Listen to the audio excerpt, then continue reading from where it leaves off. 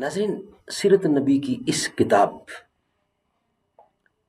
کا روزانہ کم از کم ایک یا ایک سے زیادہ ویلاگ ہم آپ تک پہنچاتے ہیں۔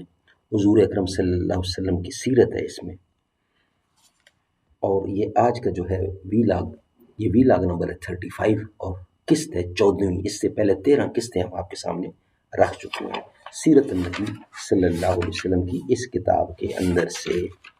ناظرین، یہ جو ہیڈنگ ہے زیر ڈسکس وہ ہے حیات نبوی صلی اللہ علیہ وسلم کے پہلے 40 سال۔ ناظرین، یہ کتاب پوری کی پوری ہم کوشش کریں گے کہ آپ تک پہنچائیں، کم از کم روزانہ کی صورت میں ایک ویلاگ کم از کم۔ سیرت النبی صلی اللہ علیہ وآلہ وسلم کی یہ کتاب، جس کے رائٹر ڈاکٹر اسرار احمد ہے، ہماری کوشش ہوگی کہ ہم آپ تک پہنچائیں کم از کم روزانہ کی بنیاد پر ایک ضرور۔ نحمدہ ونصلی علی رسولہ الکریم، بسم اللہ الرحمن الرحیم۔ گرچہ تو زندانی اسباب ہے قلب کو، لیکن ذرا آزاد رکھ عقل کو تیرے، عقل کو تنقید سے فرصت نہیں، عشق پر احمال کی بنیاد رکھ۔ اے مسلمان، ہر گھڑی پیش نظر آیت لا یخلف المیعاد رکھ۔ یہ لسان العصر کا پیغام ہے، یہ لسان العصر کا پیغام ہے، ان وعد اللہ حق یاد رکھ۔ سبحان اللہ، سبحان اللہ۔ ناظرین، سیرت النبی صلی اللہ علیہ وآلہ وسلم ہم آپ کے سامنے رکھ رہے ہیں۔ اس سے پہلے جو ویلاگ چل رہا تھا اس کا ہیڈنگ تھا وَوَجَدَكَ عَائِلًا فَأَغْنَا، اے محمد صلی اللہ علیہ وسلم، اور پایا آپ کو تنگ دست، پس آپ کو غنی کر دیا۔ یہ ہیڈنگ تھا۔ حضور صلی اللہ علیہ وسلم کی زندگی کا یہ دور ایک بھرپور انسانی زندگی کا نقشہ پیش کرتا ہے۔ ایک محبت کرنے والی جانثار اور وفادار بیوی رفیقہ حیات ہیں، اور اللہ تعالیٰ نے آپ کو ان زوجہ محترمہ سے اولاد بھی عطا فرمائی۔ ایک انتہائی باعزت اور فراغت زندگی آپ صلی اللہ علیہ وسلم بسر فرما رہے تھے، لیکن اب آپ کے اندر ایک داعیہ ابھرا اور توجہ کائنات خالق کائنات، توجہ کائنات خالق کائنات اور عالم بالا کی طرف مبذول و منعطف ہوئی۔ اب غور و فکر کا مادہ کسی اور رخ پر پروان چڑھنا شروع ہوا۔ چنانچہ ہمیں وہ روایت ملتی ہے جس کا راویہ ام المومنین حضرت عائشہ صدیقہ رضی اللہ عنہا ہے، اور بخاری شریف میں یہ روایت پہلے ہی باب میں موجود ہے کہ جب آپ صلی اللہ علیہ وسلم کی عمر شریف 40 برس کے لگ بھگ ہوئی تو آپ صلی اللہ علیہ وسلم کو خلوت گزینی محبوب ہو گئی، اور آپ صلی اللہ علیہ وسلم غار حرا میں خلوت گزینی اختیار فرماتے رہے۔ آپ صلی اللہ علیہ وسلم غار حرا میں خلوت گزینی اختیار فرماتے تھے۔ حببا الیہ الخلاء فکان یحلو بغار حرا۔ اس روایت سے معلوم ہوتا ہے کہ غار حرا میں آپ صلی اللہ علیہ وسلم عبادت کرتے تھے۔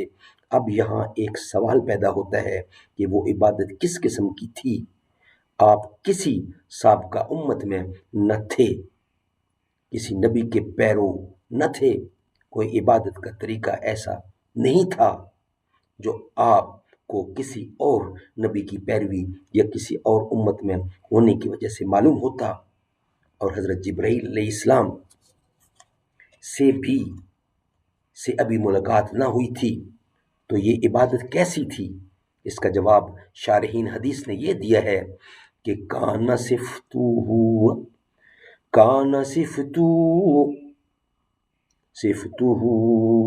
تعبدہ تعبدہ فی غار حرا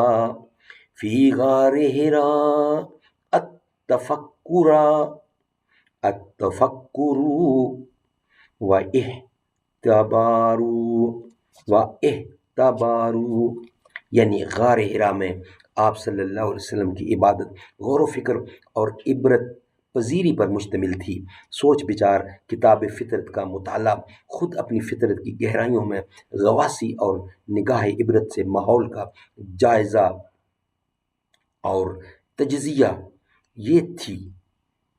آپ صلی اللہ علیہ وسلم کی غار حرا میں عبادت بقول علامہ اقبال مرحوم، اپنے من میں ڈوب کر پا جا سراغ زندگی، یہ غور و فکر کہ نوع انسانی کس حالت میں مبتلا ہے، خاص طور پر خود آپ صلی اللہ علیہ وسلم کی قوم اخلاق کے اعتبار سے کتنی پستی میں مبتلا ہو چکی ہے، کس طرح کے شرک کا دورہ ہے، محبوب حقیقی سے لوگ کس طرح اپنا رخ موڑ چکے ہیں، یہ سارا غور و فکر نوع انسانی کی ضلالت اور گمراہی پر وہ بھاری رنج و غم تھا جس کے بارے میں قرآن مجید میں بار بار گواہی ملتی ہے۔ لَعَلَّكَ بَاخِعٌ نَفْسَكَ أَلَّا يَكُونُوا مُؤْمِنِينَ، سورۃ الشعراء۔ آپ صلی اللہ علیہ وسلم تو شاید آپ کو اس رنج و صدمے کی وجہ سے ہلاک کر لیں گے، آپ صلی اللہ علیہ وسلم تو شاید اپنے آپ کو اس رنج اور صدمے کی وجہ سے ہلاک کر لیں گے کہ یہ لوگ ایمان نہیں لا رہے۔ یہ وہ کیفیات تھیں جن کے ساتھ محمد رسول اللہ صلی اللہ علیہ وسلم غار حرا میں اعتکاف فرما رہے تھے۔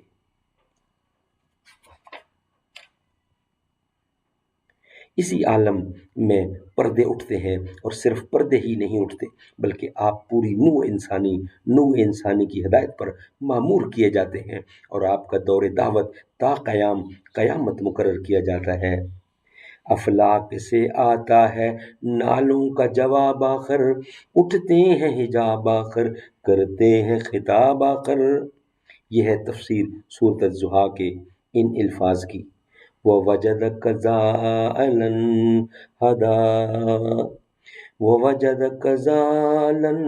فَهَدَىٰ، اور اللہ نے پایا آپ کو حقیقت کی تلاش میں سرگرداں، تو آپ صلی اللہ علیہ وسلم پر راہ ہدایت منکشف کر دی۔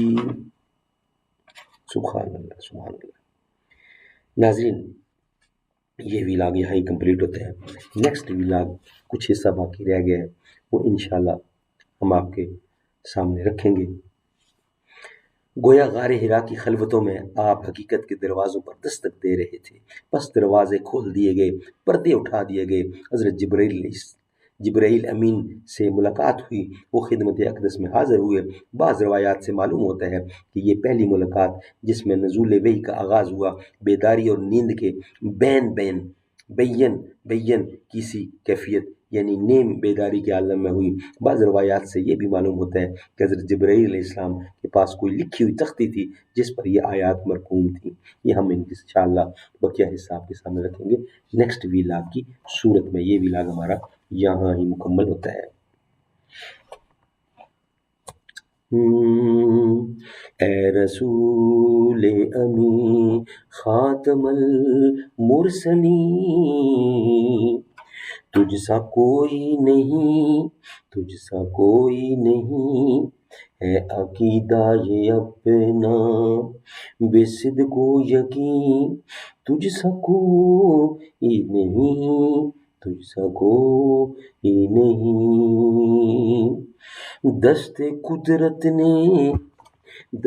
قدرت نے ایسا بنایا تجھے، جملہ اوصاف سے خود سجایا تجھے، اے ازل کے حسین، اے ابد کے حسین، تجھ سا کوئی نہیں، تجھ سا کوئی نہیں۔